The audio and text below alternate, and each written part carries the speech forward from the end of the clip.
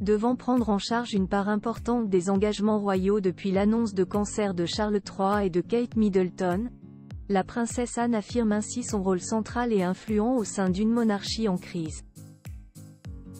Alors que la monarchie britannique est secouée par la maladie, la princesse Anne, sœur de Charles III, se distingue par son dévouement sans faille, démontrant une capacité remarquable à soutenir et à promouvoir les intérêts de la couronne dans des moments critiques.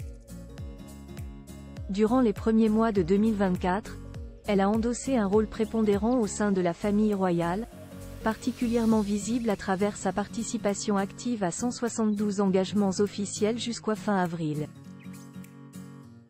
Cela représente un tiers de l'ensemble des activités à tenir, selon les données de la Cour circulaire analysée par la journaliste Patricia Treble, dont les résultats ont été partagés ce lundi 6 mai par le Daily Mail. Les absences de Charles III et de Kate Middleton en raison de leurs traitements médicaux ont fortement impacté l'agenda royal. Le prince William, quant à lui, a dû réduire ses heures pour s'occuper de son épouse et de leurs enfants, accomplissant seulement 28 engagements en 2024, contre 50 à la même période l'année dernière. Le nombre total des engagements officiels a ainsi chuté de 25,6% au cours des 4 premiers mois de 2024 par rapport à l'année précédente, signalant une baisse significative de l'activité royale. Cependant, Buckingham Palace espère une augmentation des engagements de Charles III d'ici le mois de juin, si sa santé le permet. Photo Princesse Anne. Une icône de mode en 50 looks mythique, Charles III reprend du service, reprenant petit à petit ses engagements royaux.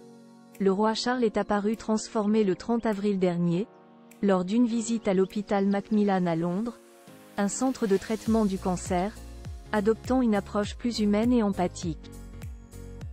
Le monarque n'a pas hésité à partager ses propres expériences avec les patients et à échanger au sujet des différents traitements, selon Le Parisien.